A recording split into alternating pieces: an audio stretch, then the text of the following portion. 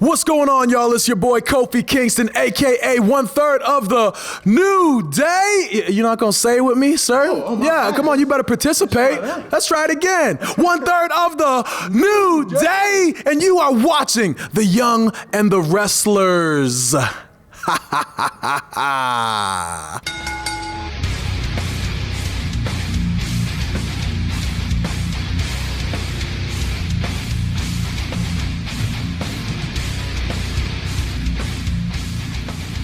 Welcome to the Young and the Wrestlers, the Pop Culture's WWE podcast, the show that takes a look at the soap opera nature of the WWE, the characters, the stories. In short, we just mark out. I'm one of your hosts, Ryan Betson, alongside... I'm no Christian, but you can call me Captain Charisma. I'm Jem. Now that we've returned from our beautiful... relaxing hiatus, this show comes at you every Thursday morning at 8 a.m. on your podcast services, 9 a.m. on those YouTubes. If you want to join the wrestling conversation as it happens, head over to twitch.tv/thepopculturist where you can watch us record this show live. You can jump in the chat. You can become part of the show. If you want to support the show, you can. Tell your friends, tell your family about this wrestling pod. If you're on podcast services, give us a 5-star rating and a written review. Or if you are on the YouTubes, be sure to like, subscribe, leave a comment below. I'll endeavor to answer every single comment. If you want to support us financially, you can at patreon.com/thepopculturist, as well as our merchandise store, popculturist.com/shop, where you can buy shirts and other sort of shit with our logos on it. You may not fill the shirt the same way Jem does, but you can look just as good. How are you, Jem? I am good, Betson. How are you? I'm very, very well, man. I'm very well. Because, this is take 2. We had some mad net problems a minute ago, but, let's pretend that no one knows except the fact I just addressed it. How have you been? We have been away from the wrestling content game since about Survivor Series. A lot has happened. A lot hasn't happened. But what about you? What has happened with you? So obviously, I think the biggest factor in us slowing down a little bit towards the end of the year was the fact that I decided to make a career change. So I have taken a hiatus from the piercing industry because I found my way into the health industry, and I'm now working as a phlebotomist, which is basically a blood collector. Oh, I thought it was the person that removes the brain from the nose in the Egyptian times. Yeah, so I'm now taking blood for the Australian Red Cross Lifeblood, which is amazing. I've been with them since September. So I've been a busy bee learning all their processes and fitting into a new job. But other than that, honestly, I haven't been doing much. How about you? Yeah, man, I'm in the same boat. Like, if anyone happens to watch the PlayStation stuff as well, you have a bit of understanding of where I've been and what I've been doing. It's about the same, just sort of going through the motions. Just kind of took some step away from wrestling for a little bit. There was about... essentially from Survivor Series through to TLC, didn't watch anything. Oh, it was tedious. And I just didn't watch it. I stepped away and I needed it, and it was good and it was relaxing, and it kind of put me in a space of refresh, which is really, really important, because we were discussing this in the previous recording, that it was almost like COVID took its toll after a year where, as you said, like yourself, your life changed and it quietened down for a while. My work and stuff got a whole lot busier. So it was a bit tougher for me to sort of, I was just exhausted. So I used that time to refresh and chill out and just hang out and play games and just do whatever I needed to. Same as the Christmas break. And now I'm in the back, ready to party, ready to rock and roll. Yeah, self-care is the best care. Yeah, and that's been a big part of it, man. And I've really, really enjoyed it. Oh, and Killerbite, another gentleman we haven't seen in a little while. He's back here, Killer, and he says he's going to lurk in the background while preparing for Raid, because I think he's finally been able to get into that World of Warcraft. Exciting. But Jem, as I said, it has been like 2 months away from the wrestling game. I got bigger glasses. You've got bigger glasses. You've got the bigger lips. Like, if anything, we're going to have to rebrand this show. It's all about the lips. Not as sexy as it sounds, but we also make it look really good. See, that's the thing. I thought I had the lip game covered in this pod. I thought I nailed it. Little did we know we needed more of it, because somehow... Yeah, look, I don't give a shit. I'll simp out for Jem. Jem, looking fantastic. I got a little bit of penis envy with your lips, and I decided to just fill mine a little bit. Yeah, no, it makes sense. Now there's lips everywhere, and everyone's like, I don't know where to smooch. There's too many beautiful faces in this one podcast. You know what I'm saying? Exactly. Yeah, for whatever your specific kink is, one of us can fit it, I'm sure. Especially if your kink slips, we got that shit nailed. If we don't, if you don't care about that, then we got nothing. I'm so sorry. But 2 months away from the wrestling game, we're back. Had you watched anything between like now and then? I've seen bits and pieces, and it's basically like a puzzle I've never seen before, where I don't get the picture. Yeah. The puzzles, like the pieces, are just thrown in front of me, and I'm kind of piecing bits together. Is the best way to explain it. So I've seen little bits and pieces, and in that I've been piecing things together to see the whole picture. But I'm not fully informed. How about you? I'm in a similar boat. There is I can pretty much hit the key bullet points of sort of what happened, and we'll go through those bullet points now. And anyone in the chat, if there's something that we missed, please let us know. This is just a catch-up episode. This is just be like, hey, here's everything you missed in the last 2 months. This is all the things. One of the big things, Jem, that we should discuss, and one of the big things that we have been a big, massive advocate for is Big E getting his single push. Big E is now Intercontinental Champion. He is the champ. So he's rocking new entrance music, new entrance screen, same old New Day outfit, which I'm fine with. That's cool. Like, I love that he's still giving a nod to them. Because, I mean, without them, he wouldn't be here. It really is his Kofi moment, which I love. I was absolutely shocked, but not in a bad way. Yep. I was kind of expecting it to come a little bit later. I was expecting like a Kofi WrestleMania moment. Just because, I hate to say it, but WWE is so predictable sometimes. And I was like, oh yeah, they're just going to go with the predictable option. And boy, did they prove me wrong. And I'm happy with it. I'm so happy with it. Especially with the way that, seeing as we're talking about Big E, the way that Sami Zayn is reacting to his loss. Yes. The t-shirt claiming that he's still the Intercontinental Champion. The whole shebang. Like, I think it's the right people doing the right things now. I think that this is really going to be something awesome, but I'm so stoked to see Big E with that gold. Yeah, it's a weird situation. Like, obviously I'm excited for it. I think that there's some potential to do some really cool things, but like, I don't know. Like this, as we know with WWE, things can be hit and miss, but at least this seems to be a step in the right direction, and that I'm very positive for. Sami Zayn was doing a pretty good job, but it was kind of feeling like it was coming to the end of its tether. It was coming to the end of that tether, spot on. So giving it to Big E gives a bit of a bump. It allows Sammy to sort of feel in this like conspiracy theory, sort of making documentary angle, which I think is fantastic. I can't wait to talk about that. It's allowing him to be a sort of a bit of be the talker that he is and that he's good at. And it gives Big E a moment to shine. Now, the Intercontinental Championship, very similar to the United States Championship, doesn't get a lot of love at the moment. So I hope that this does shine a little bit of light on that as well. Gives that a little bit of love. I think Big E is making it look good, and which he did. Very happy with that. I mean, so seeing as we're talking about Big E, let's talk about his championship match just quickly, because there was a lot that said a lot about not only himself, but his opponent, Apollo Crews, in this match. So ultimately, the match ends up in a double. Are you talking about this week's match? Yeah. Oh, beautiful. All right, I was going to cover everything that happened in the last 2 months and then get into this week, but if you want to tie it in, go ahead.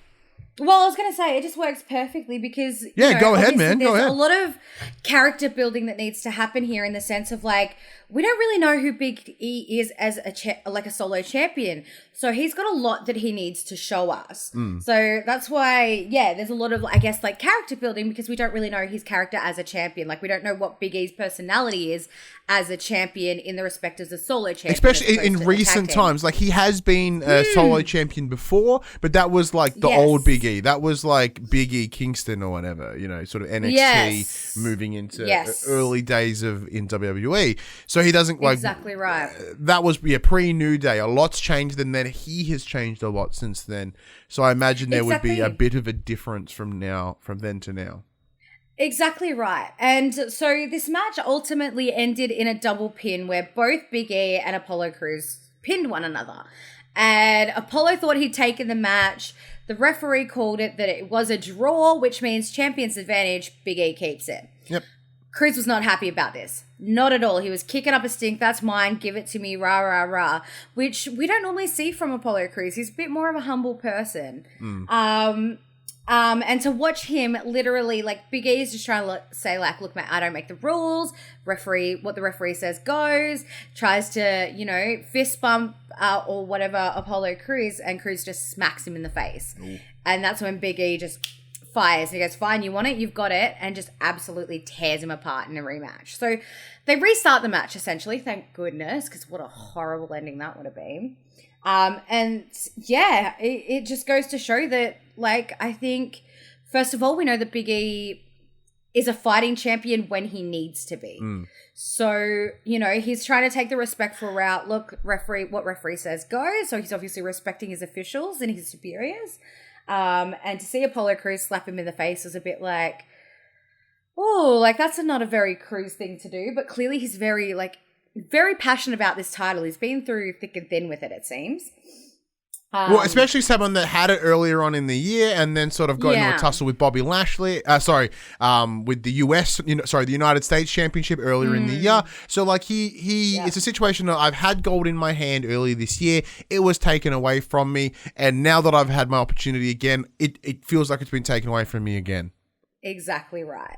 But yeah, it just go to show that, like, when Big E needs to be, he is a fighting champion. He's not going to let anybody, talk him down. Nobody's going to smack him in the face without paying for it. So I'm loving seeing this from Big E. I'm loving seeing E on his own. I'm loving seeing him, instead of, say, being held back by Xavier and Kofi, which they'd be like, no, man, let it go type thing. He's able to act on that instinct, that Big E instinct that I look back on the NXT days and I think I want to see that kind of fight from him again. Yeah. Because, look, he's a bigger guy than Apollo Crews, but at the moment it's feeling like he hasn't got the viciousness there because Crews dominated that match. So I think we just need to see, I think he's just really starting to show us little bits and pieces of how, like, when it comes to the punch, he can deliver. Yeah, spot on. Now, I just want to quickly correct myself as well. I said Big E Kingston. Yes. It's Big E Langston.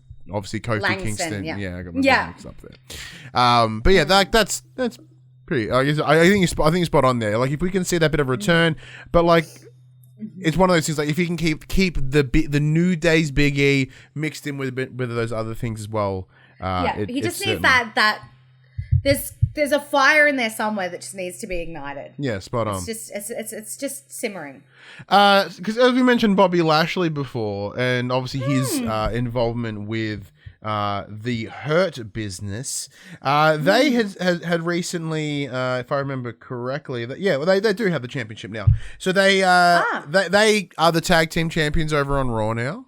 After sliding the New Day, I believe this took place at TLC, if I remember right. I don't know, it's a bunch of fucking chaos. But either way, like, the Hurt Business right now, they have the US, they have the tag titles. Like, they are looking like a strong force, and a strong force they should have been. However, not everyone in that team seems to be having that same level of focus. So what we've seen is a scene of a lot of Cedric Alexander becoming arrogant and sort of like smug and sort of not really working with the team as a collective, sort of being this... for lack of a better word, I can't quite think of the word I'm looking for, but how the team isn't in sync. Like, there is a very clear dispute between the likes of Shelton Benjamin and Cedric. Yeah. So that makes me think. So when this prima donna is a good word. Thank you, Prima donna. Okay, yeah, that's a good one. This makes me think back to when this all started and the whole like Cruz, Ali, Ricochet, that whole mix. I've been saying it from the start and I still have this inkling there that maybe this has all been a ploy from the beginning from Mustafa Ali. You think so? Maybe this is Cedric Alexander slowly tearing the Hurt Business apart at the hands of what Mustafa's doing now with Retribution. So I've said it from the start. I've always maintained that you don't just switch on a dime like that. Like there's got to be something that says, hey, like, let's play this. Like, I don't know. It's just this feeling that I have. I honestly think he's been playing them from the get-go to prove to them that they are as stupid as they look. I like that. I like that a lot. Yeah. I mean, I think that'd be quite fantastic if it was to go down that route. Because, like, you know, Retribution aren't doing a whole lot right now. Well, it seems that way. It seems like Retribution aren't doing a whole lot. They're not really winning. They're not really getting things across. But if it's one of those things, if they can, like, what sort of what Mustafa was sort of hinting at with the whole, when he was sort of the beginnings of what was Retribution with the Hacker Man stuff, sort of, you know, getting in and breaking things out from the inside. That's what he was trying to do with Sonya and Mandy and The Miz and like and Otis. It was all about getting in it and breaking it down. And if he can do that here as well, it'd be a situation of you dismissed us. You didn't think that we were something to be reckoned with. And that would be the greatest long play in recent WWE history. And I think that would be a great spin. Because on top of that, like, Ricochet has sort of been straight up floundering since Cedric made the shift. And, you know, he's kind of not doing a whole lot. And, like, it's going to suck for him because he's been, like, in order to achieve this operation, essentially, he's had to take a big of a hit for it. Like, so. Yeah, I was going to say, wasn't Ricochet thrown into a tag team with somebody? Yeah, with Cedric Alexander. Yeah. No, but like before that. Yeah, so but even like before that, it was Aleister Black. You know, like we got super far back. Yeah. Oh, no, not that far back. It was in between. Like, so shortly after Cedric left, Ricochet, I'm pretty sure, was just shoved in with somebody. Who was it? He was in a tag team briefly with someone. And it just didn't make sense. Yeah. I was like, why these two? And it's one of those things. It's like, and like that gives Ricochet the potential for quite a bit of beef, actually. It's like, my career has been halted, stopped. Like, as a tag team, Cedric and Ricochet were doing well. They could have become champions, right? Their shared, like, sort of high flying, fast style should have given them an upper hand and would have given them an upper hand. But having this completely change everything, there's potential, like, repercussions for that. Like, yeah, cool. Yeah. You may have demonstrated the Retribution have more power. You may have disrupted the Hurt Business, but, like, what's the cost of that achievement? Yeah, exactly right. Exactly right. It's an interesting thing to see sort of where it's going to go. Yeah, I don't know. Yeah. But in the sense of breaking things up and stuff, because I've got a segue. Oh, love it. Yeah, so in the sense of breaking things up and stuff, obviously towards the end of the year, we did see the separation of the Iconics with, yeah, I know. Yeah, so in that, obviously, Billie Kay has been looking for a new job or partner, if you will. So we've seen for weeks on end Billie Kay just, like, obviously Peyton's doing amazing. She's in a tag team with Lacy Evans at the moment. They seem to be doing big things. I mean, we'll talk about this later, but last week they got a win over Charlotte Flair and Asuka. And we'll explain why later. But, you know, obviously it's the same sort of thing. Clearly, like, with Ricochet going sort of nowhere, Billie Kay's feeling that pressure too. With Peyton obviously off doing her own thing. Billie's like, well, where do I fit? So she tried to play manager recently, and she's the type of manager that goes for the winning team. Yay! A straight up bandwagon supporter. Oh, not a bad thing. I love it. And so she tried to tag team or manage Nia Jax or something, and Nia Jax was like, I don't want you in, took Natalya as her partner, and she's like, it's okay, I'll manage. And then she tried to, the Riot Squad were getting the up, so she's like, I'm a Riot Squad, yeah! And they get the win, and she's claiming it was their win, her included. I just want to talk about how I don't know how I feel about this. Well, that's one of the big things. So with the split of the Iconics, like you would presume that there would be something in it. Like obviously the decision was made, you know, hey, for everyone that's watching, the whole point of the show is to have fucking fun with kayfabe. So for them, the split was out of their control. Yes. So there's demonstration within this that the tag is that they had been separated as a tag, but that for them there must be a sense of comfort within that tag team structure, right? Mm-hmm. The fact that they are both not trying to do a singles run, they are actively seeking out tag teams. They are. I feel that there's probably not a lot of confidence in them to do something that isn't being the Iconics. Like for as my recollection, as long as they've been in WWE, or at least the main roster, they had only been a team. That's a complete restructure of who they are. Mm-hmm. In saying that, again, my brain started ticking over as I was watching this week, as I was watching Billie Kay try and interject herself into the Riot Squad. She's like, you know, how about we make this duo a trio? And Ruby's like, thanks, but no I can thanks. be punk. I can be edgy. I've got mosh pit, I got mosh pitting on my resume. Oh, mosh pitting on her resume. And like, I love how Ruby looks at it. She's like, oh my God, she's actually got mosh pitting on there. And then, you know, she starts crying about how Nia Jax didn't want her, nobody else wants her. And then, like, Liv was like, no, it's not that we don't want you. And Billy's like, I knew you'd come around. Exactly like that. But just, like, the fake crying and the whole, like, I love her to death, but my God, Billie Kay, you're putting it on. But this makes me think that I feel like Billy's going to go all through SmackDown and have absolutely no luck. And she's going to complain like, what do I do now? And they'll be like, oh, fine. Well, why don't we move you over to Raw and see if there's anything for you? And then other way around. No? Yes. No, you're right. No.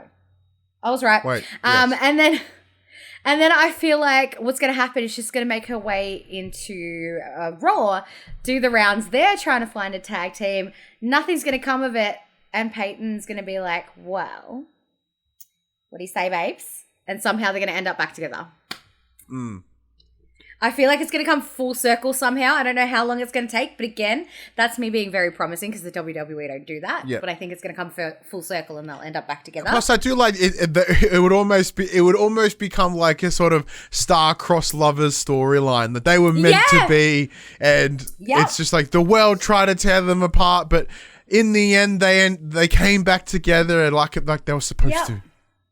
Yeah, and because there's nothing like the Iconics. I think they really are an iconic tag team, and they really do have their place in the WWE as a tag team. Yeah, and like for us, they sort of capture the fun and the silliness of being Australian, and they sort of channel that Australian energy, that bogan energy, as your Coca-Cola says right there. Share your drink with a bogan. Yeah, I mean, like that. That's smart Aussies. That energy, and it's cool. And like for us, like Buddy Murphy's kind of gone off TV for a little bit now. You know, I think he's just off getting friendly with Aaliyah.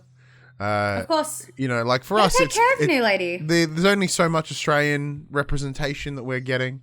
You know, at the moment, yeah. Yes, but it's good to see that we are seeing Peyton and Billy still like on the card. That's awesome to see them both still getting. But don't be wrong, NXT. There's a bunch of representation. Obviously, like Ray Ripley's going hard. Tony Storm's going hard. Indy Hartwell, who we've seen at the locals here in Melbourne, is now essentially teamed up with Candice LeRae, and she's part of this little squad that they've got. I love it. Go Indy. Isn't it cool? It's awesome. It's so cool. It's really awesome. What else do we have to talk about? Well, because speaking of women's tag teams, right? Because you were talking about Shayna Baszler and Nia Jax. Now, coming into our little hiatus, they were the women's tag team champions. There was a sort of a situation of a build up heading into Survivor Series around Lana, right? So Lana became the sole bullying of Lana. Yeah, she became the sole survivor in the Survivor Series match.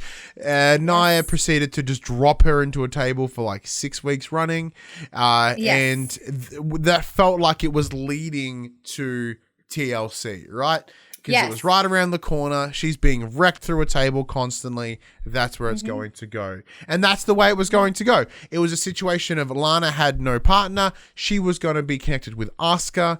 And they were like, we can make this happen. Let's go. But the show before TLC, Nia Jax and Shayna just straight up destroy Lana's leg, which is odd because it's like the second time she's wrecked her leg. She wrecked her leg at Royal Rumble last year. Oh, I remember. Yeah. You know, when Nia came out as the surprise entrant. Oh, sorry. Nia came out. She done it like. Yeah, Nia came out, wrecked Lana. She went on through. Becky came and took Lana's spot. Yeah, because Lana was already injured from getting knocked off the apron or something. She didn't even get in. Like Nia just kind of fucked her up in the alleyway, if I remember right. Yeah. This was well after that. Yeah. So like the little bit of accidental history matching there. So she was out. So Asuka was going into TLC with no one, no partner. So the idea was who is going to team up with Asuka. Who is it going to be? Now, Asuka still currently the Raw Women's Champion. However, there's oddly no matches going on with her right now as Women's Champion. I guess they're holding off for something.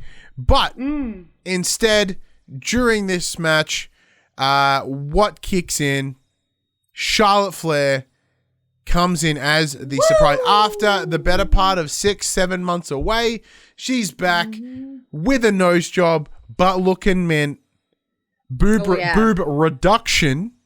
Yeah, I think that's what I And noticed. looking jacked. Yeah. She's had some good time away, let me say that. Yeah, definitely. That was, my first glimpse of that. I had no idea. This is one thing that was completely blind to me. So I had no idea that Charlotte Flair, I had an idea that she'd returned. No idea she picked up the tag team championships with the Raw Women's Champion, Asuka. Because you know that Flair's going to be gunning for that title. You know it. Oh, yeah. So this adds to her total number of championships. So she herself is now a Grand Slam. She has a record that cannot be beaten. She, she has the women's tag title. She has the Raw. She has SmackDown. She has the NXT. She has the Divas. No one can ever literally get all of them like she has. Seeing as the Divas are literally unobtainable, she is by far, unless they make some new random women's title, no one can beat her. But even then, if they did, I'm sure she'd find a way to get that too. Yeah, exactly right. But yeah, so we do see Charlotte Flair. Obviously, as mentioned, Charlotte Flair did take the win with Asuka the week prior, making her the new champion alongside. In this, though, there was there was a follow-up match last week between... So last week was, because of disappointing ratings over the Christmas break, Raw, WWE did what they do best. They're like, let's bring out old people. So they had a Legends Night. So they brought the likes of the racist Hulk Hogan, Ric Flair was there. They had Sergeant Slaughter, Melina, Mickey James looking absolutely fantastic. Tori Wilson, Alicia Fox Mark was there Henry. as well. The Big Show. Yeah, the Big Show, obviously, and the Nature Boy, Ric Flair. And in this, obviously, Rick supporting his baby girl came out to his match. The match was Asuka and Charlotte Flair versus Peyton, Royce, and Lacy Evans. And throughout the entire match, Lacy was just flirting with Ric Flair. And ultimately, with Charlotte getting nasty at Rick and stuff like that throughout the match, Rick, what everyone thought was catching Peyton's leg, deliberately caused his daughter the loss. at the hands of Lacey Evans because she was flirting with him. So I think Peyton got the pin, but due to the Peyton distraction got the pin, of... But yes, what happened was, Charlotte was tripped up by Rick. He grabbed her leg.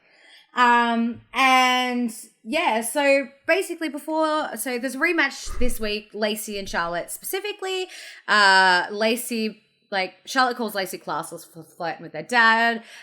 Lacy's just like, don't be jealous that your dad likes me better than you type thing.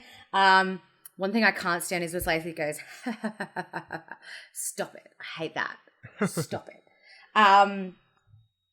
But yeah, so in that whole kerfuffle at the start of it, Lacy dedicates her match to Ric Flair and everything. And then throughout the match, Ric Flair ends up coming out, and once again, same tactic, grabbing Charlotte's leg, causes her to lose the match again. So round 2. The things that Ric Flair is doing for some strange. I know, exactly right. And then you see backstage, Lacy and Rick are leaving, and Lacy's like, I think I'll change at the hotel. And I'm just like, oh Lord. I couldn't think of anything worse than banging that old dude. Yeah, exactly it. And I don't know where it's going. I feel like this is going to be a one and done thing. I hope it is anyway, but I just, Charlotte's back. She doesn't need to ride the coattail of her dad anymore. Leave Rick out of it. Charlotte's got a friggin' legacy to pay for herself. Yeah, so it's looking as if the Rick may maybe hang Rick's around a little bit. Maybe giving a little bit of loving, gross, to Lacey Evans, sort of maybe keeping an eye on her, building her up a little bit. I don't know. I think it's more of an internal struggle in the Flair family, and we're going to see it blow to a head and see who is the better Flair. Yeah. Well, yeah, if only it ends with fucking Charlotte versus Rick. Royal Rumble. WrestleMania. Flair v. Flair. Yeah, no, I doubt it's going to go that far, but watch her really just natural selection that old fuck. It would be amazing. Oh, that would be amazing. But yeah, this is, I don't know. I know it's some family struggle thing, and I'm interested to see that, but I'm not interested to see people flirting with Flair, let's be honest. No, I don't want to think about that. No.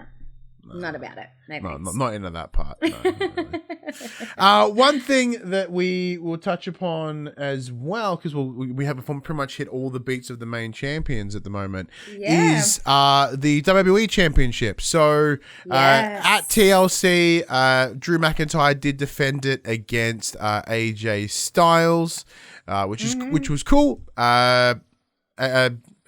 Drew won coming out of that, which was great, and that was sort of leading into the question of what's going on now. I've got Rumble coming up. Where are we gonna go? It's interesting stuff. Now, Drew McIntyre having a killer run. I'm really feeling it after sort of with Hell in a Cell, sort of gaining it and losing it. So getting it into he's in his second run now. I think we talked about that before. Yes. There's a lot moving forward with this, which is great. Mm-hmm. However, a lot of momentum. Legends Night got a bit weird because he had a exceptional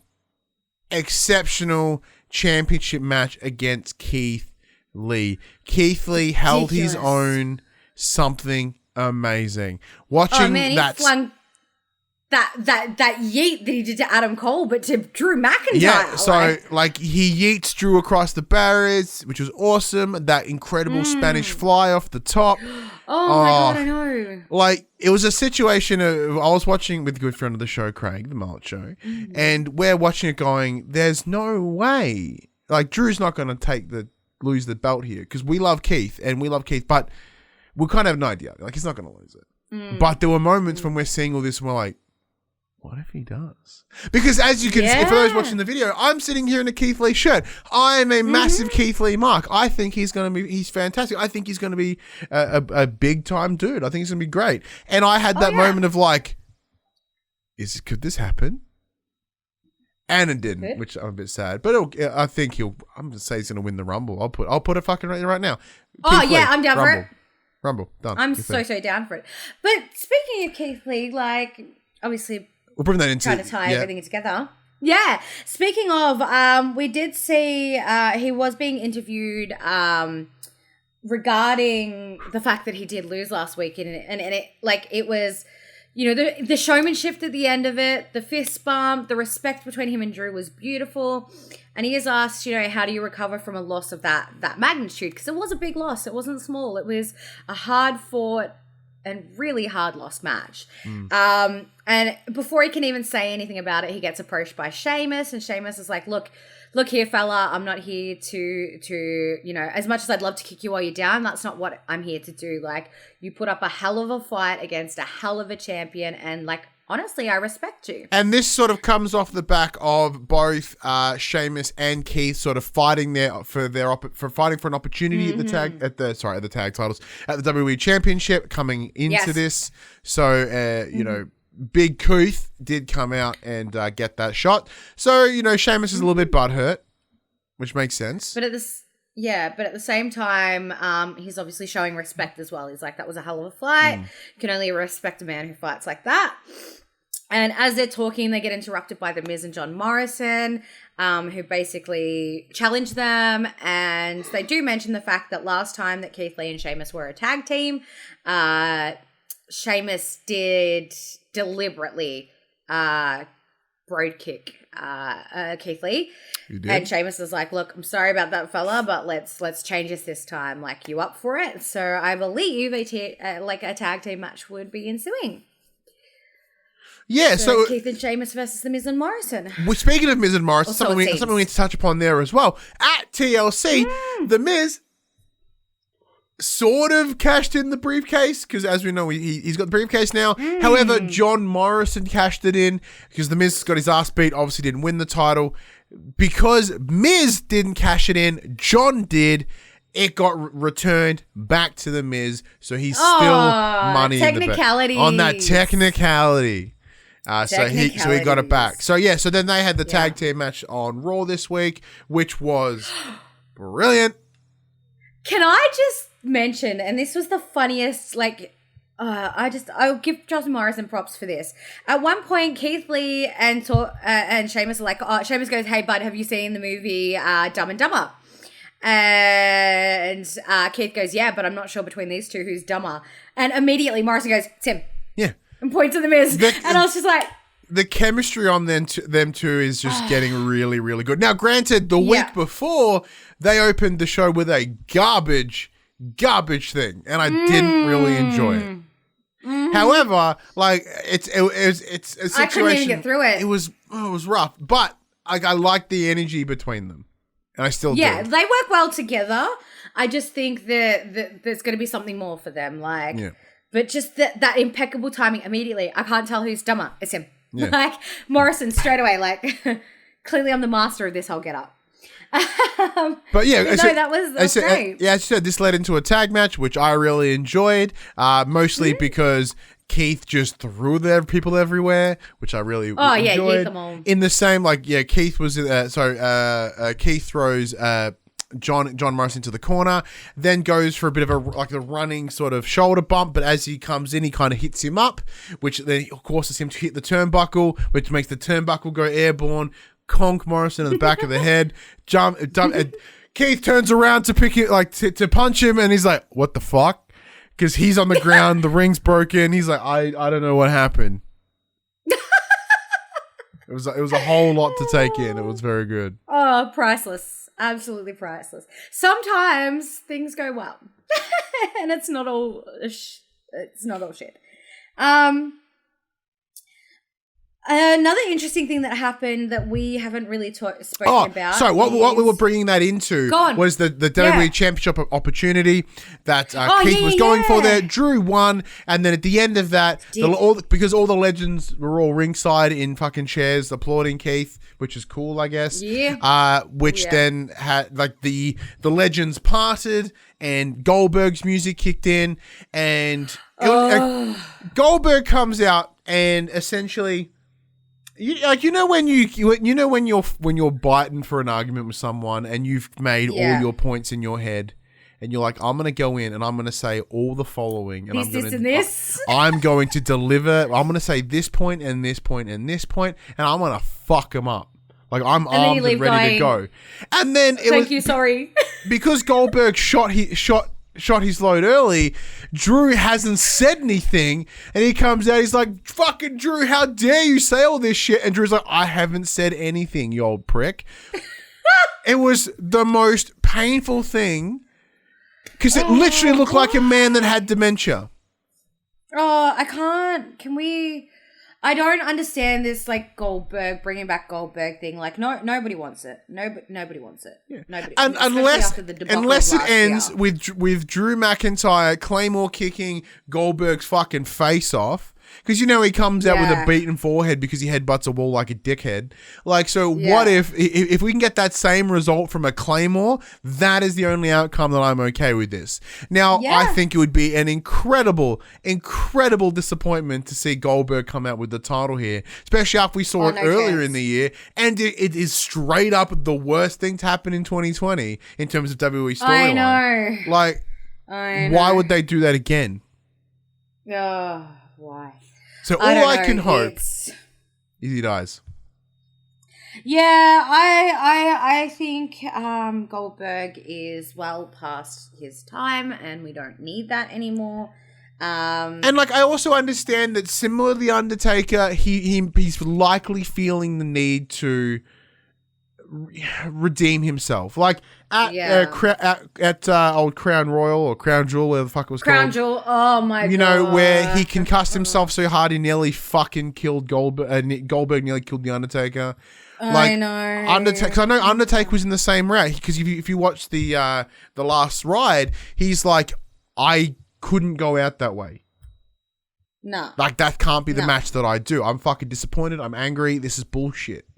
So then, he didn't even need to say it on that. You could see it in his face during that match, how fucking angry and disappointed. Yeah, spot on. So the idea of like, he took him, he couldn't come back straight away. So we needed like a year and a bit to get there, to have like some sort of redemption on that. But even then, like then obviously the hatred that come from taking the Universal Championship away from Bray, and then, sort of having it coming into WrestleMania last year. Like, there's a lot for people to just despise Goldberg for.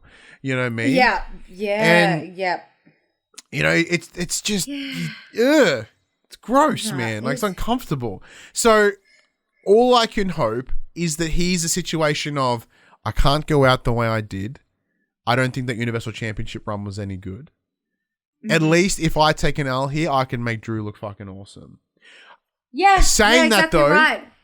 I know that's not the case. I don't think Goldberg is that or not cognitive is not the right word. It's he's that he's too arrogant for it.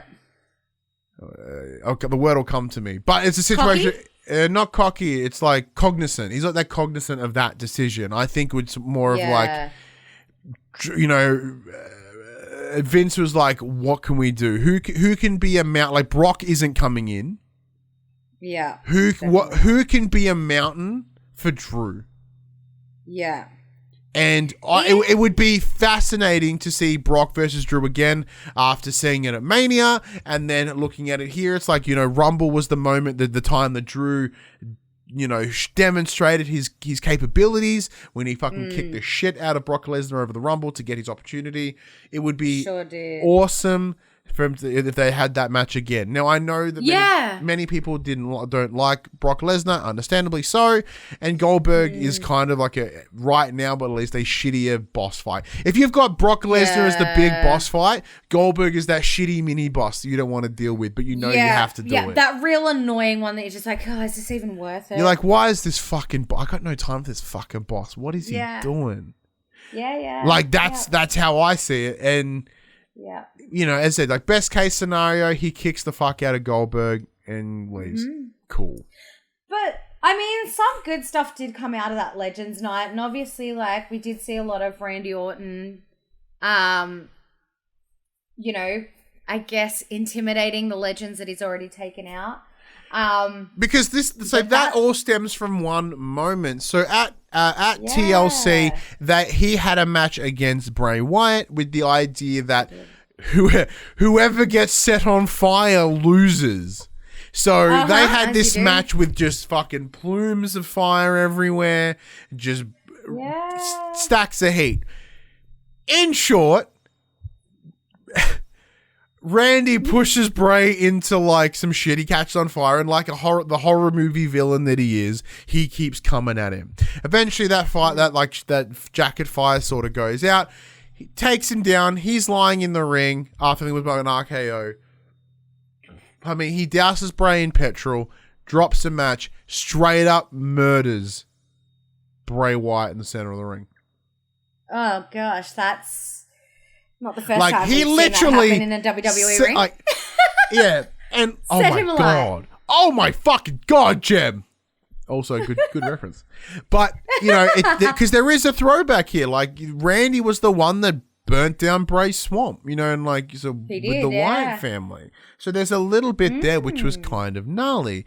And where Randy Orton is sitting at now, he's sitting at that moment of change. So as it's long discussed that when you face the Fiend, you change. Now, Randy was an asshole before. He's still an asshole now. It's not like he's suddenly turned and becoming a good guy, but it's a situation of like he's comprehending the extent of his action. Now, we've not seen Bray. Now, Bray has done some shit. He's got his face caved in with a mallet and a toolbox at TLC like the year before. We saw him straight up drowned in his swamp. You know, like there's Bray Wyatt has the potential to come back and survive.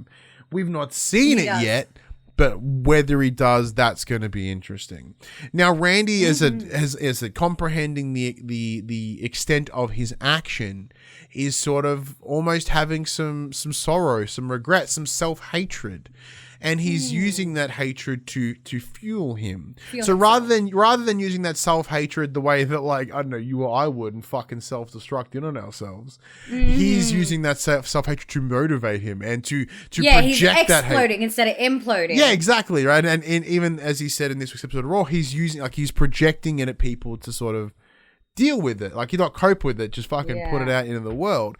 And we saw a lot of that last week with the Legends Night. Like, he's just like, I am the Legend Killer. It's the Legends Night. Let's just fucking wreck them all.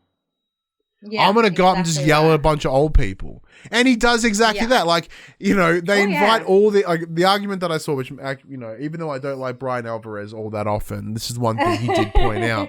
He pointed out that, like, all these legends were invited onto the show and they were just berated for 3 hours. You know what I mean? That's all they did. They came there, didn't do a whole lot, and Randy just yelled in their face. And then fucking Charlotte just yells in Rick's face. They get wheeled out at the end of the night to watch a match, and then they get yelled at. Like, if anything, it's almost like burying a bunch of old people. It was really, really weird.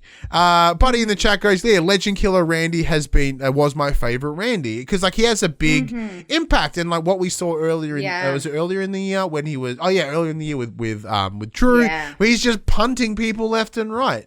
Like, that return of the Legend Killer is something interesting. But yeah, definitely. Here, it feels different. It doesn't feel like he's a badass fucking Legend Killer. He feels like it's almost pathetic. Yeah. Like, the fact that he's getting up in the business of fucking old people, it's like me going to the local nursing home down the road and just abusing seniors. No, but, like, when you say that, like, the word pathetic really struck me just then, because it's like, I feel like Randy is looking at these legends, these people that just keep coming back, even though they're well past you. I feel like he's like, you know, your time is done. Keep it that way. It's time for someone else now. And, like, he says, so let's bring it into this week with, so Triple H does open the show for us. Yeah, so we've come to learn coming into this show that Drew McIntyre has tested positive for what culture call it, the global bastard, Corona, COVID-19. So he's sort of out for a little while. And it's scary because he's asymptomatic too. Yeah. That's, I think, the scariest part about it is he has no symptoms and yet he is positive. Yeah, I presume this comes from, like, maybe I presume there's regular testing with the WWE. They go. I was about to say that, and this is what picked it up. So, you know, I was about to say that. That's a good result. But also, apparently, someone from SmackDown had it semi recently, which is why we haven't seen them. And someone from NXT has had it as well. That wasn't public. One of the ring announcers' wives has Greg Hamilton. Well. Yep, Greg Hamilton was like shaking like a leaf when he was announcing that gauntlet match. Yeah. Poor thing. But yeah, so Triple H opens the show. Randy Orton interrupts him immediately before he can say anything. Basically says it how it is. Like, Randy knows where we're at now. He's straight up like, you're here for a reason. That reason is like, stuff it, let's fight. Like, you know what? I've showed everyone their position. Like, me and you now, let's go. Which I think is smart. Like, I feel like this is the epitome of where this needs to go. I think the only place that it can go, and to really solidify that he is the legend killer, is taking out his former mentor, Triple H. Yeah. Like, he's already fucked up Ric Flair. Batista ain't coming back. Yeah. You know what I mean? Like, he can only do so much. Yeah, so this excites me a little bit. In saying that, Triple H does say straight out, like, he's like, you're not a legend killer. You're not even a legend in my eyes anymore. You're just a selfish prick, basically. Yeah. And Randy's like, come on, man, like, just lace up your boots. Let's go. Let's fight. And then Triple H is like, there's no benefit. He's like, what's the benefit in any of this for you? Nothing. And there's no benefit in me. So no, the answer's no. And then Randy goes, well, what's the matter? Like, you know, he's saying no because Stephanie's not here and she's got your balls in her purse. Yeah. And then Triple H just sort of turns around and clocks him. Like, it's good to know, as the Mullet Show said in our chat, like, this whole premise match was, you don't have balls. Yeah, I do. No, you don't. I do. But this feels awful friggin' familiar too, because I swear I heard that line said last year as well. In the exact same manner to the exact same person, probably by the exact same person.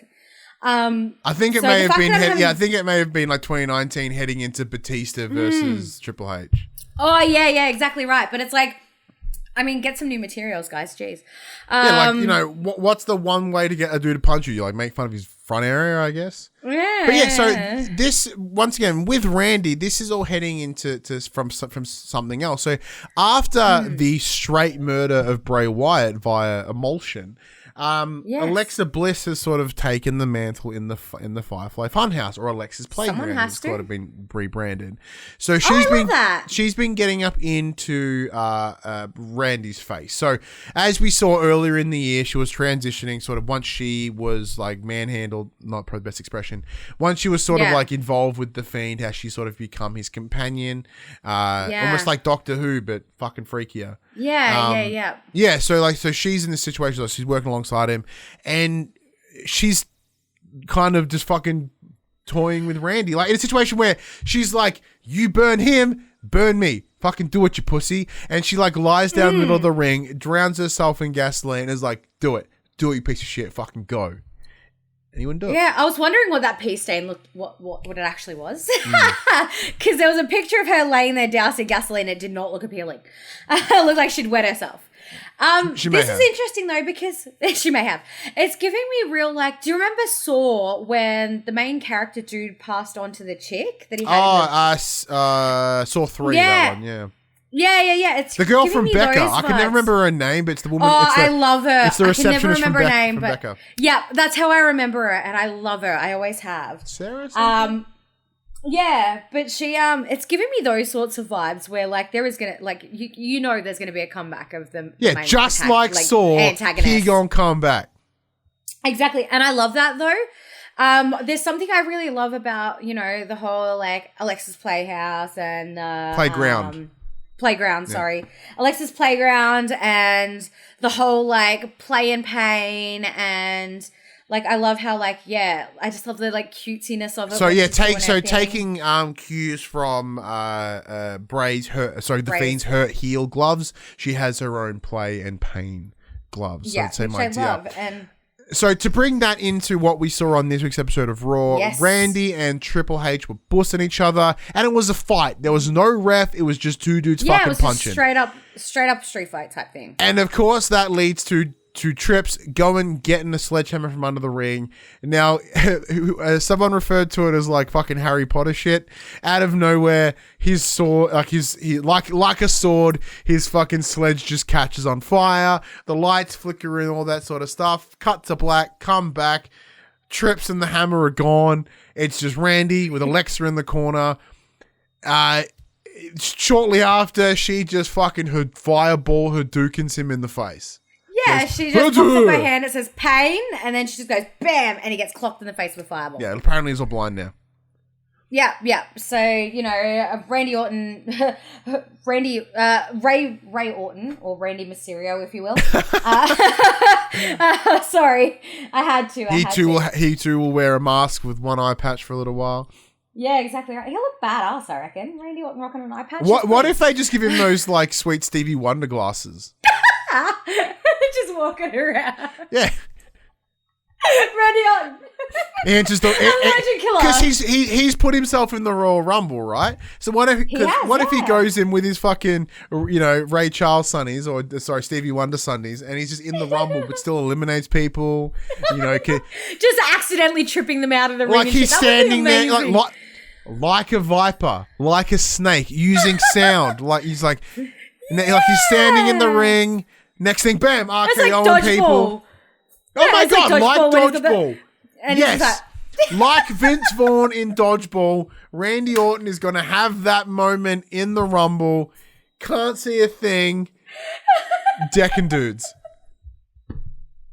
Oh god, give me they should hire us. That is better than I guarantee whatever they have planned, unless what they have planned is Keith Lee winning. I can't beat that. But if they want to really sort of go, like, if they're willing to have a on record horrible person like Hulk Hogan come onto the show on a regular basis, because why not? And I'm sure they're more than comfortable to just be insensitive to the visually impaired. Why not? Why not? Sexism and racism hasn't stopped them yet. Yeah, that's so some blindism, not a thing. Is sort of mild ableism. Yeah, mild ableism is a little bit it's like fucking chump change to them at this stage. Yeah, exactly right. Speaking of the Royal Rumble, though, there was an interesting revelation that Bianca Belair once again will be entering the Royal Rumble, but this time as a WWE superstar, not an NXT superstar. Yeah, because her and Shayna currently hold the record for the most women eliminations, I think. Yep, 8 each, 8 a pair in that Rumble, I believe it was. Yeah, it was last year. No, year before. Last year's. No. Was it last year? It was last 2020? year, yeah. Because I'll tell you how I know. Because during her interview, Bayley interrupts her immediately and she's like, how many did you eliminate? And Bianca Belair's like, 8. And she's like, yeah, but you didn't eliminate me. And Bianca's like, yeah, because you weren't in the Royal Mumble match. The Royal Mumble match? Give me the Royal Mumble match. It's just fucking SoundCloud and a bunch of dudes having a real shit time. Everyone's really quite know what's going on. Just a mumble rap. A lot of staring at the screen being like, I don't know, like we need subtitles, but everyone's like, is he mad? I'm not sure. It's lost me. Yeah, no, but Bayley announces that she'll be entering the Women's Royal Rumble, the 30 Women's Royal Rumble.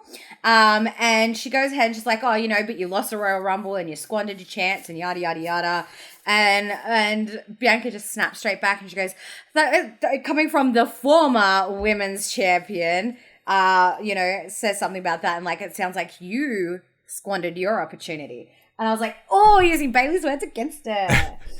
See, but what I love about this, because this is a sort of side conversation about this week. So this week we saw quite a number of competitors just claim that they can enter the Rumble, right? So we had Mandy Rose and Mandy Rose and Dana Brooke being in sync, because apparently tag teams can only talk in sync. They're like, we enter ourselves into the Rumble, and Bayley did it, and fucking Belair's done it. Apparently Flair's in it. Fucking 5 minutes after Adam Pearce just tells Drew Gulak you can't just request it. Yeah. I'm like, motherfucker, everyone for the past 2 weeks has just been like, I'm going to be in the Rumble. And no one said shit. But Adam Pearce is like, no, Drew, you can't. Drew Gulak, you can't do it, man. You have to fucking beat AJ Styles.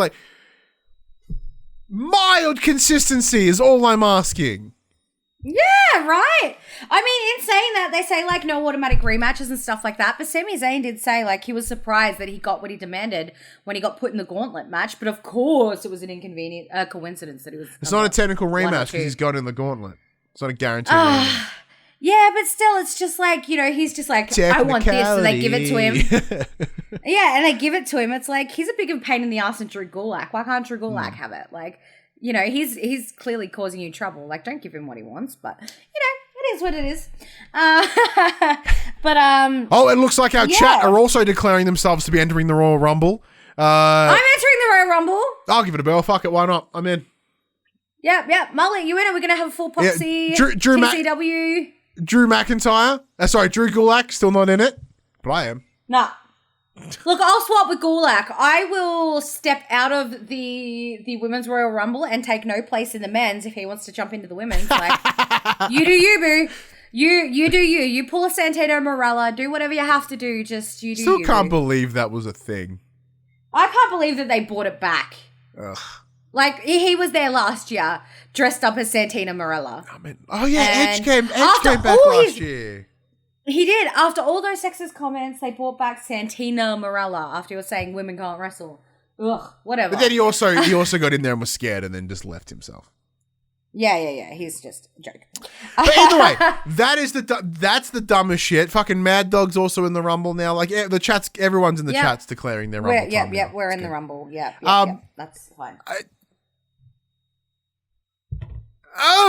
Speaking of fucking Adam Pearce, by the way. Oh God! Right now, one of the most engaging things to come out of SmackDown is Roman Reigns and his sort of story around like the being head of the table. Yep, the head of the table. It's been awesome. He's been bussing Kevin Owens at TLC. It was awesome. Oh, that was amazing. Yeah, yep. And that comes off the back of like Survivor Series having a good match. He's been doing nothing but good shit. He's having an awesome run. Yeah. However, bad shit, but good. Yeah, he's been a butthole about it, but it's been good. It's been good entertaining television, right? Good, yeah. So, saying that though, this week because Kevin Owens was granted a match against I'm gonna say Jay Leto, then because I'm an idiot. Jay Uso last week. Roman's got some beef. Match. So there's a gauntlet match coming on, and somehow fucking. It appears that Adam Pearce he's the director of talent or whatever, but he's booking matches and shit. And then apparently Heyman can then go over his head and was like, no, you're Adam Pearce because I'm me and Roman's him. You have been put into the gauntlet match. Yeah. So interesting thing about this as well is that just briefly we do see a return from Sonya Deville, who looks like she will be taking up a talent management position. Of sorts. Only because she's in a suit looking dope. Yeah. Sounds like she's taking an official's role, which is that would be exciting. I'd love to see her do that. So you see her you see a match happen, and then she starts talking about things, and Adam's like, well, that's where you're wrong. Like, you've got to do this, this, and this. And she's like, oh, I get it now. And that's when Paul Heyman comes up and introduces himself to Sonya, and she walks away. And Paul's just like, the head of the table, your tribal chief, pulls some strings, and we got you what you want, buddy. You're in the gauntlet match. Pearce hasn't wrestled in over 6 years, apparently. He ends up getting put in this gauntlet match, which honestly, it was pretty killer. Like, it was Sammy versus Ray first. Ray just clocks him in the chest or the back with in the stomach with a flying kick, and then just 619 straight away. 1, 2, 3. Zayn is out immediately. This brings in Shinsuke Nakamura, who taps out Rey Mysterio to an armbar. He then takes out Baron Corbin, even though Corbin came out preemptively to attack the Mysterios because Dominic was there as well, because they're having a thing now apparently. Yeah, King Corbin, the lone wolf, and his pack. Yeah, I know, right? The two other members of the Forgotten Sons that are more forgotten because, even though they were less racist, they're still around. But Corbin comes out trying to get the upper hand, but Shinsuke ends up getting another win.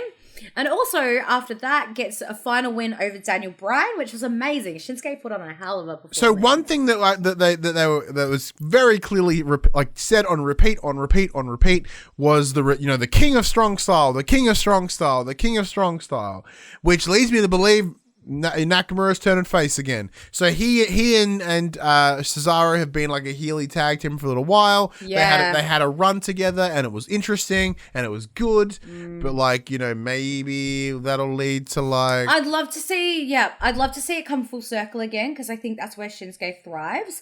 And it goes to show, because once Shinsuke ended up getting the win on Daniel Bryan, which was beautiful Kinshasa, which he did to Baron Corbin moments before. Corbin did his signature run around and Shinsuke's just like, bam.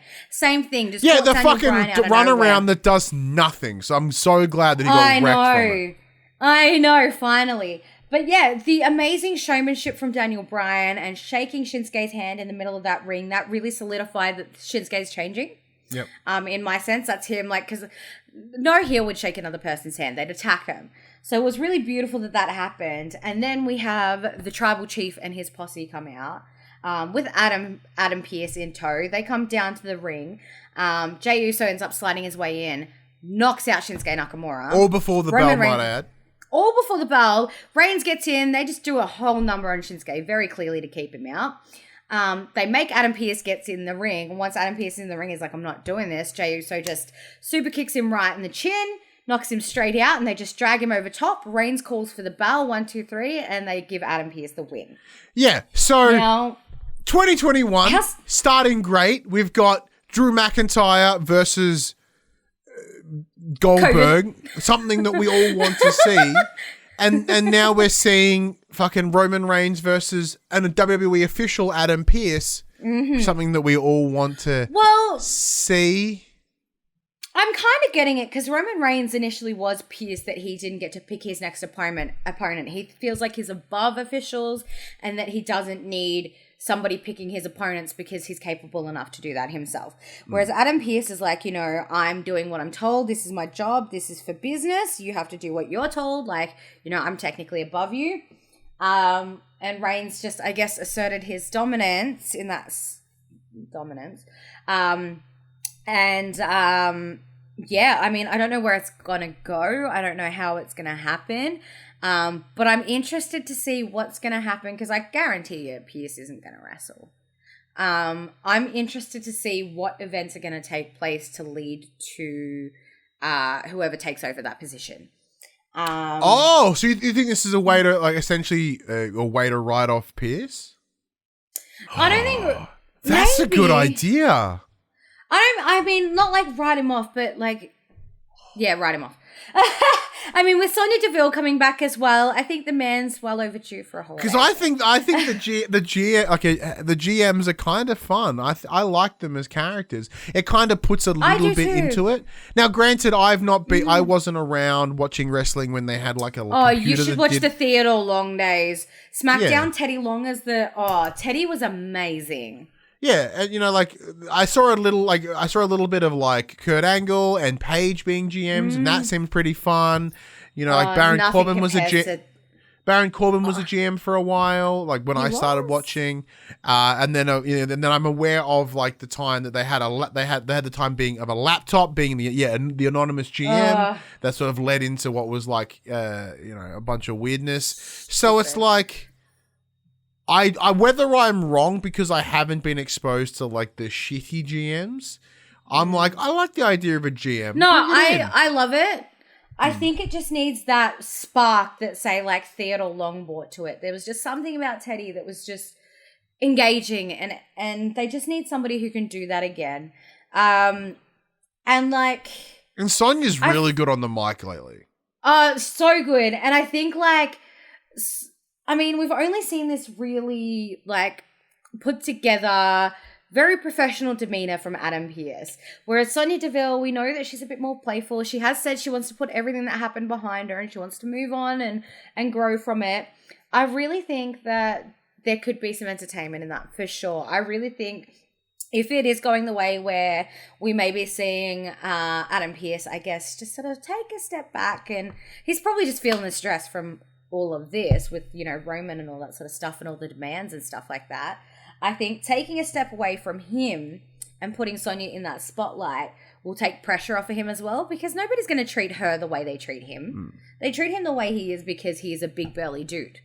If Sonya Deville was saying to you, this gauntlet match is happening and it's happening how I say it's happening, Roman Reigns would be like, yes, ma'am. Sorry, ma'am. Like, he would. Yeah, because Sonya Deville, I think, should hold her ground against Roman. Oh, yeah, she'd absolutely, kickbox his ass into the floor. I'm going to put it out there, right? So we'll have Sonya be the GM of SmackDown. Mm-hmm. Who's someone that's trying to find their place and they're having a rough time? No way, you reckon? No, but wouldn't it be amazing? Like someone I know, with a resume that covers everything, including mosh pitting. I petition #Billy Kay for GM. Yes. Make her the GM for Raw because that'd be fucking funny. I'm sure people would hate it. It's probably actually on paper it's probably a fucking horrible idea, but I like it. Oh no. It would be perfect because it'd be the right kind of like train wreck. It'd be that perfect disaster, and I'm all for it. Like it would mean she would need to change brands, but it also lines up to that story that you're wanting, right? You know, and then if you want to play that story, maybe she can be a little bit questionable GM. And she gets fired, and then Peyton's like, "Hey, babes, I think you did great," and then they all buddy. And they're like, "You're clearly showing a bias to Peyton." Yeah. Yeah. There's definitely I reckon even if Billy like gets to the point where she isolates Peyton from everyone except herself, real life. Yeah, and like, oh my God. That sounds like something Billy Kay would do. So rather than make it something like, you know, her being all nice to Peyton and giving Peyton all the opportunities she needs, she puts it. She almost goes like Munchausen and like keeps making her sick, so she needs Billy. Babe, you need me. Yeah, exactly right. Yeah. You know what? That sounds perfect. Why do they not have us write for them? Come on, because that's kind of a horrible idea, but it's. This is great. The thing. This is what I've come to learn recently in regards to wrestling. Like I think this show actually perfectly demonstrates it. What you and I get out of wrestling is not. We are the minority of people. Oh yeah. You know, like. People get like so mad at WWE for doing the shit that we're suggesting right now. Oh yeah, because you know, if we look give it to me. It's stupid, but I want it. Exactly. Like it's acknowledging that wrestling can be dumb. It's acknowledging that WWE isn't AEW. Entertainment isn't always funny. Yeah, they are sports entertainment, and this dumb shit is entertainment. Now, and that's why they use dick and fart jokes. Exactly. With AEW, I can't check out and watch it. I have to be paying attention. I have to give it my full time because it's smarter than WWE. It is, yes. Because you have to look for those nuances and those in-ring storytelling moments. With WWE, exactly, and they are so much more focused on the wrestling too. Yeah, and the reason I love WWE is I can just fucking it's gone, and I'm just watching it. I'm just and like the idea of Alexa Bliss Hadoukening Randy Orton for many people is like, the fuck is this shit? And I'm like, the fuck, this shit is awesome. Yeah, exactly it. Like, because it's dumb. Embrace the dumb. Don't take everything so seriously. But once again, a lot of the difficulty that they're having is the only people that watch WWE are legacy people. So they were there around the Attitude Era, around like the early 2000s, like sort of that moment where everything sort of became the quote unquote the best that it was. Yeah, and I guess for me, and like to see it now compared to what it was then, I can understand why people are not happy with that. Yeah. Oh my God, my watch hand is fucking bad, isn't it? Look at that. Yeah. Wow. No, I absolutely love it. I love seeing the progression of it in the sense of being somebody who was watching back in those days. It's interesting to see the progression from, I guess, wrestling to sports entertainment. And it's interesting to see, like, it really is like the wrestling. They definitely need a bit more storytelling in ring, I think. Yes. Like they've got a bit more storytelling that isn't distraction, sneaky roll-ups. Exactly it. Because you've got to like the underdog. Like for Big E is the underdog, and his match against Apollo Crews proved it. Because Crews had the upper hand for the majority of both sections of it. Like Big E got a good start in that second half, but like Crews just picked straight back up, and it's like, well, E is bigger than Crews, but E is a bit more of the underdog. And I like the storytelling in ring that, E clearly isn't as confident as a singles competitor, so he's, because up on him. In terms of storytelling, he was holding back. You can see that in that whole, and then and then the second that he goes for that rematch, he unleashes everything that he had. Exactly, and like it's subtle, but it's there. Well, it's not super subtle. That's people on the nose, but like, it's subtle-ish. Yeah. But that's it. And that's what we need with all of the storylines is like, it's not only the underdog story of Big E being underestimated as a champion, but it's also the underdog story of like, you know, he's not exactly a singles competitor. He usually has somebody else to rely on. So he's got to get used to having more stamina and doing all the matches on his own. There's no breaks in between them. There's no tagging out and stuff like that. That whole match was telling a story of Big E. You know, and I love that, but there's no consistency in that. It's hit and miss. Some have it, some don't. And I feel like, you know, that's why I guess I zone out a bit more in the WWE. I don't watch the matches as frequently because I don't feel like the matches are telling me anything. I'm looking for a story and the story comes out in the fight. The commentators will fucking tell you. Exactly right. And even then, like, they can tell me all they want to. Usually when I'm watching a match, I just zone them out and I'm just focused on the match. Like, you know, as I said, half like, the time I don't hear what they say. Like, I'll sit here and paint minis and listen and watch. And then if there's something I need to pay attention to, unlike AEW, you know, like, granted, we like both the products. They don't fucking exactly. They're the best. Like, they're great at what they do individually. Yeah, they are two different. They are two different pillars that hold up the same building for me. Exactly right. Know, with WWE, like AEW won't do that. They won't tell you all those little subtle nuances. You know, in using an example of, I think it was back, or whatever pay-per-view, well, the last pay-per-view for AEW was, where Bucks had won, Kenny had won, Hangman was standing in the entranceway. Yes. No one said anything.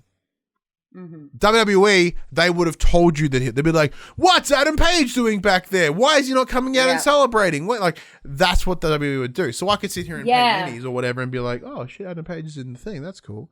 But like, yeah, that's different because they tell different things, and for that reason hits different audiences. Now, granted, you know, even though I should say, we as consumers shouldn't give a fuck what the ratings mean. The demos, we shouldn't care. It doesn't fucking change us, right? Like, one thing I hear about... you don't know unless you try something. Yeah, in terms of... You can be told about it. In terms of wrestling discourse, or, you know, like, the amount of people that suddenly give a shit about ratings and demos, I'm like, you probably even know what it means. Like, I don't know what it means. You know what I mean? It's just like, fucking chill.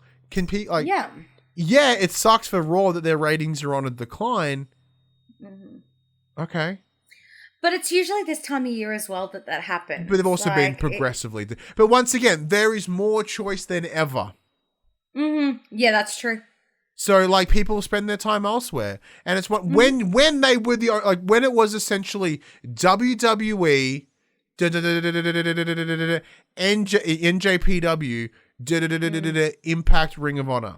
Like, there was such a clear disparity between the big hitters that, like, people just watched WWE, so viewership was higher, right? Because they had no direct competition. Where, like, the likes that was so easy to access. Exactly. Else isn't. Like, with the change in how people consume content, when it's the internet has changed everything. And now you have a competitor that is doing great and doing better is hitting ways that people want. Cool. People are splitting, right? People are watching. The big difference is there are different time slots throughout the week. You know what I mean? Yeah. So it's like AEW is still not even really hitting 1 million viewers, where Raw is still technically hitting like 1.8, 2 million viewers a week. Like, and it is noticeably more, but they are a bigger product. Yeah. There's a lot into it that we shouldn't have to fucking worry about. Yeah, exactly. Which we don't. We just focus on the the only thing, exactly. In this show, you're not going to hear it except for right now. Like, for us, we have fun with the thing that people hate the most about WWE, which is the stories. Because that's what's fun about it. That's what keeps people engaged. It's like, you know, people these days think, I'm going to watch this to see what I can hate on this time, where we're just like... like you said, embrace the fun, embrace the dumb, and that's what it's literally just entertainment. Yeah, and that's what this show is about. Like, because there are, like... we can't be the only ones. So, for like, this show is designed for those people. Like, if I was a wrestling fan and I'm listening to the Wrestling Observer, or I'm listening, like going in Raw, they're really good. They don't always poo-poo on everything. Or you listen to What Culture or fucking Cultaholic. You're like, if you want to just embrace the dumb and enjoy it, which some of those do, this is where like we want to be that place. So, it's that's our plan for this year. We're gonna fucking double down on the dumb. That's where we're at. Yeah, that's why we watch it. It's not about the technicalities of a match or the fact that Montez Ford like threw a swing at Dolph Ziggler that completely missed him, and Dolph Ziggler still played it. But it happens. Yeah, like God, that was funny. Yeah, there's that. So like funny. as I said, we may not cover everything that happens over the week as well, because not everything is going to be relevant. We ain't a review show in that sense, exactly. Right? Like I may call the show Raw in review or SmackDown in review or whatever, WWE in review. But in that sense, we're loosely reviewing it, and we're associating it to the storylines and the main beats. Yeah. Like right now, like does Rudolph have the belt? So the tag team titles on SmackDown. Okay. Like right now, like there's not a whole lot of story there. There's not really much to touch on. Yes. Right. They're calling themselves what? The Dirty Dogs? The Dirty Dogs. They're dogs. Which is dumb. DAWGS. Like, and no one's no, it's Rudolph. Yeah, Rudolph, bro. It's Rudolph. And then you've got like Retribution, with like Eagle Piggle, like with fucking the Tomboy Blues, the Tomboy Blues, and Pinky Ponk, and fucking Macapaka, like. And their lead guy, Eagle Piggle. Yeah, Eagle Piggle's there, and Macapaka Ali. Yeah. That sounds. When you put it that way, it sounds a little racist, but. Oh no! Just a smidge. Mustafa Macapaka. Max in the chat, my co-host for the Players, another pop culturist staff member. Quote: "Double down on the dumb." I see you've been talking to Vince about how to run the show. Yeah. There's a big. Can we take a moment though? Go on, you first. Yes. It's a big. Oh no, there's a big difference between our version of dumb and Vince's dumb. Yeah. Vince is just an idiot, whereas we are fun dumb. Yeah. I'd like to think so. While we were being serious there just for a minute, I just wanted to touch on the fact that unfortunately last week we did lose a huge superstar who was huge in the WWE, and also moving on to AEW was massive. Jon Huber, better known as Luke Harper. For WWE or Brody Lee? Or Brody Lee in AEW. Unfortunately passed away from some pre-existing health issues, I believe a lung condition. Lung failure, yeah. Yeah, and it's been a little while since a loss in the wrestling community has hit me. This rattled me to my core, because you watch videos of who he was behind Brody Lee and Luke Harper, and Jon Huber was just this amazing human being. And it's devastating to see him lose his life so tragically at such a young age too. He was 41. Yeah. Like, heartbreaking. But to see how WWE handled it as opposed to how AEW handled it. But the different world is simply because he was an AEW wrestler, and I think that's okay. Like, so I'm not here to criticize. Yeah. I don't want to criticize how they handled their memoriams, because they're two different things. Like, but it, yeah. I say that as in, like, thankfully everyone was given the opportunity to reflect and retell their story and share in empathy, in compassion, in what's what I'm looking for, in reminiscing, in what's the word? I completely lost the word. In mourning. Mourning. Yeah, you know what I mean? Like those barriers were dropped for a couple of days. And everyone which I think was just beautiful. able to take it in. And what I was going to say is, like, how, like, even though it was handled so differently, I love the fact that even though he was no longer active in the WWE roster, they still gave him that respect, because he'd clearly done big things for them as well. I think was absolutely beautiful, but it's absolutely devastating to, you love, like, the Wyatt family and, the whole clan and together. The Bludgeon Brothers. Bludgeon Brothers, exactly right. There were some amazing things there. So it's nice to see that it didn't completely just ignore the fact because he was currently contracted on another brand. I think because like really nice to see that. For me, not being involved watching around the Wyatt family, I didn't really see a lot of the Bludgeon Brothers. For me, I've known him as I've known him as Brody Lee. You know, he was the Exalted One. We saw him a little bit, you know, as Luke Harper before he transitioned over to AEW. I believe we saw him when they did the tour out here, you know, in 2019.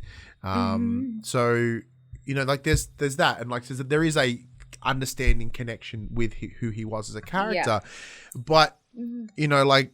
Yeah, seeing him as the Exalted One, you know, watching him in the occasional being the elites that I watch, like I don't watch it that often, but sort of how he worked that character with sort of that Vince McMahon joke ripoff, but also sort of bouncing off the likes of John Silver and stuff like that. And then of course, you know, as just mentioned in the chat, with the TNT Championship, you know, when they had that dog collar match against Cody, which was fucking awesome.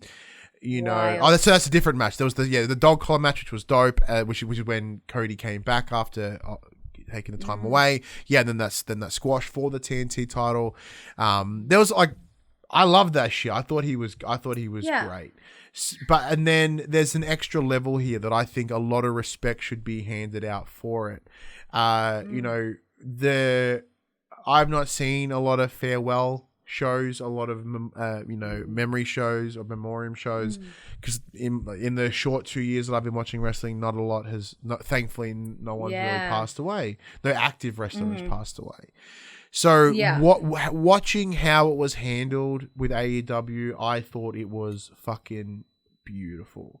Like, there was for me, it was a lot of empathy. Like, you know, I wasn't as connected to him as many others, or even the people there, you know, but like watching how everyone came together, how, you know, characters were sort of broken for those moments to be able to share in mourning, and having the Dark Order come out and be together, and, you know, it was something, and it was something moving, beautiful. And I fucking cried for 2 hours watching that. Oh, I cried for ages. I watched it in two stints because I cried so hard the first time I stopped, and then on New Year's Eve I watched it with Craig, and I cried again.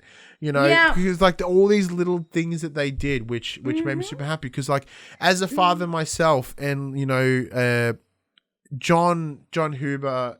He was one of the big things they've talked about is how he was a family man, and how it was family first for him.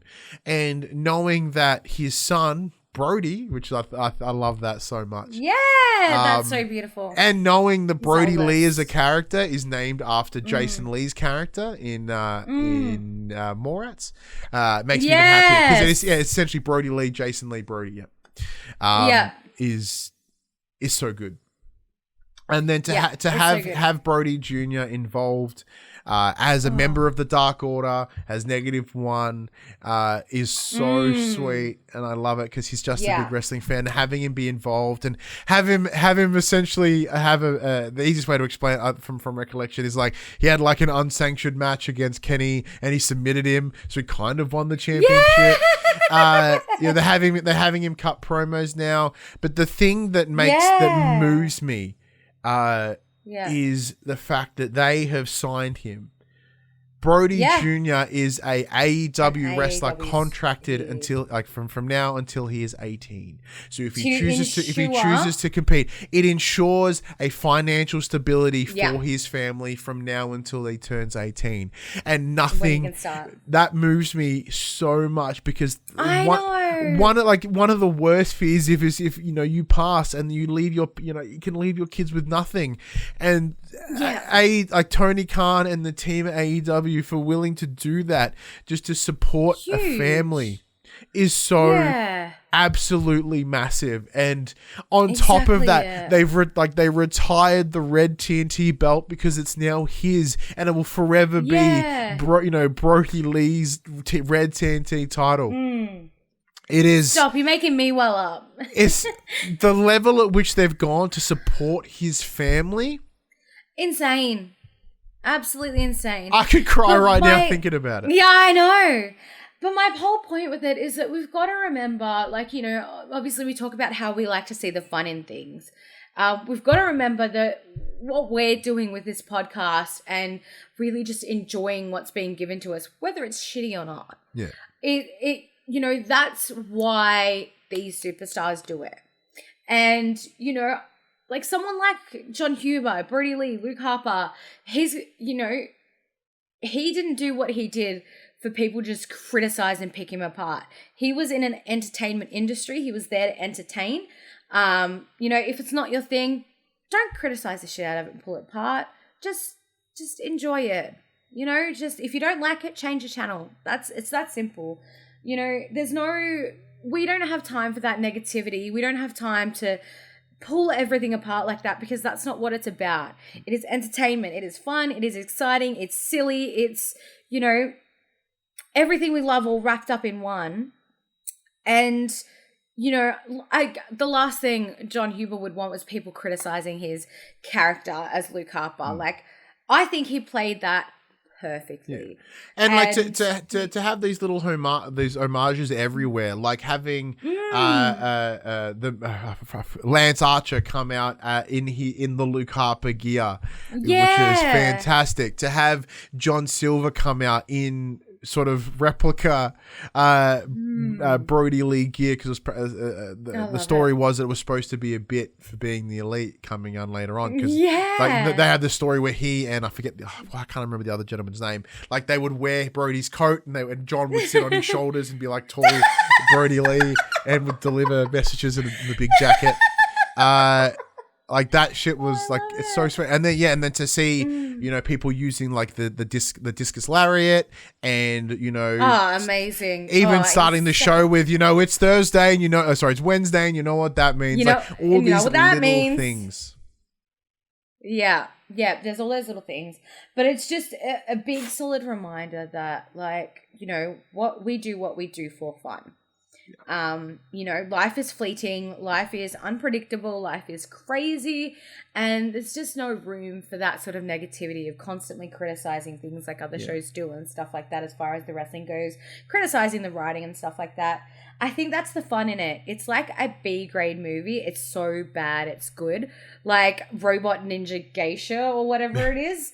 Like, horrible movie, but it's not the storyline that gets you, it's the action playing out. Like, it doesn't have to be a perfect story to be a fun movie to watch.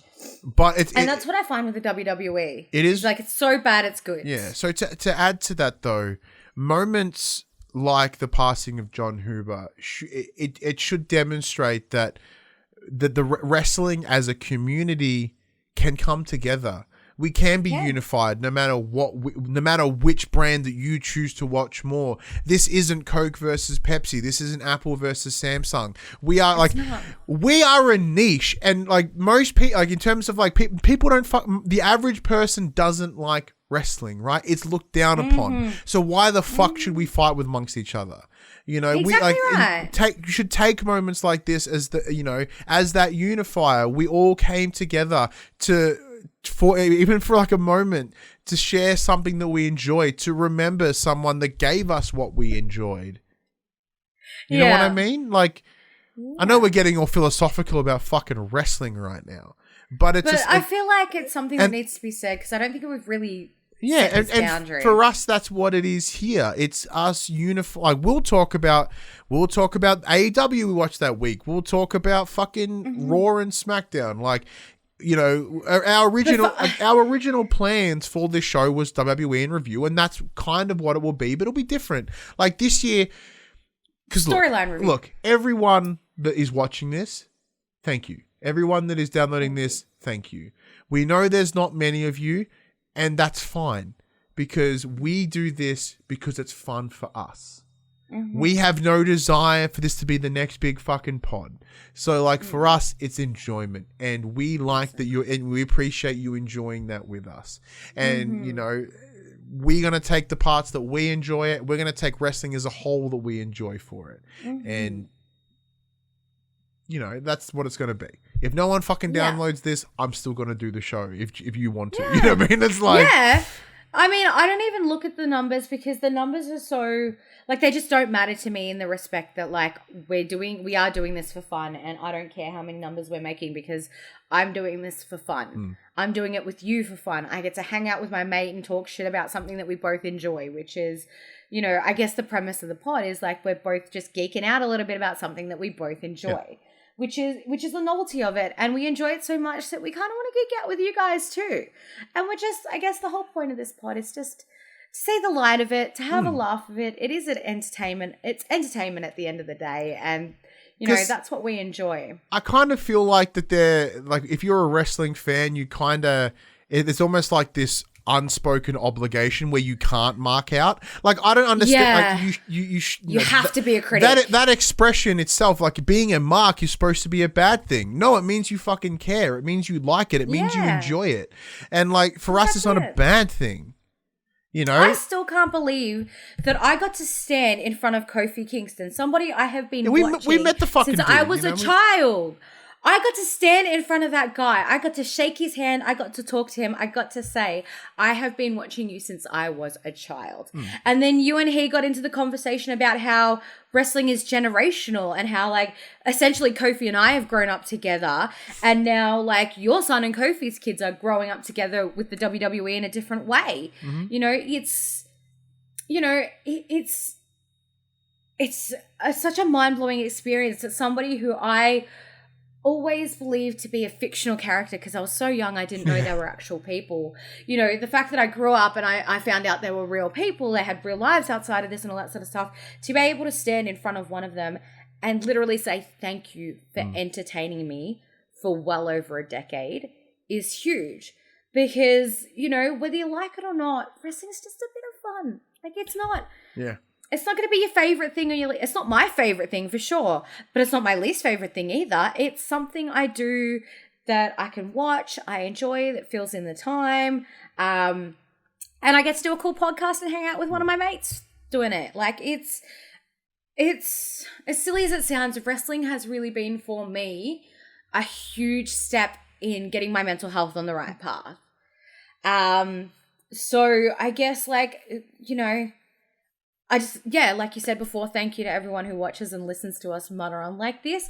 We've gotten really off topic this episode, but that's fine. It's just a comeback catch-up episode anyway. Nothing really good happened this week, let's be honest. Like, I've talked a lot about how wrestling came at a time when I really needed it, and it has been my mental health check. It's been the one thing that allows me to check out and escape whatever's going on in the world or in my head, and I've really appreciate that. And like, wrestling makes me happy, and I hope that everyone that is watching this, that you watching this with us, it makes you happy, because that's what we hope. And even when it makes you bash your head against a wall, it's still entertaining. if there's something that we can do, and that's make you guys a little bit happier with us just getting dumb. But that's we've been chatting for a long time. We're happy to be back. Yes. It's very exciting. Something dick and fart jokes. Yeah, dick and fart jokes. Let's send this bad boy home, and then we'll see you all next week. So, thank you, Jem, for coming back. It's been an absolute blast chatting to you. Thank you, everyone, for letting us get all fucking surface level deep on wrestling, and just being part of it. And everyone that comes and watches on Twitter and gets Twitch and sees the show live, it's all good. And anyone that does go out of their way to download it, or listen to it download it, listen to it, watch it on YouTube, whatever, it's much appreciated. But anyways, this has been our wrestling mark out show that we do. It comes at you every Thursday morning at 8 a.m. on your podcast services, 9 a.m. on those YouTubes. If you want to join that wrestling conversation, head over to twitch.tv/thepopculture, where you can watch us record this show live. If you want to support the show, you can. Tell your friends, tell your family about this wrestling pod. If you listen to us on those podcast services, be sure to give us a 5-star rating and a written review. If you are on the YouTube, like, subscribe, comment, leave that comment below. I'll be sure to I endeavor to answer every single comment. Additionally, if you want to support us financially, you can. Patreon.com/thepopculturist, as well as our merchandise store, popculturist.com/shop, where you can buy shirts and other assorted shit with our logos on it. But until next week, I'm Ryan Betson. And I'm Jem. We love you. See you next week. We'll see you then. Mwah.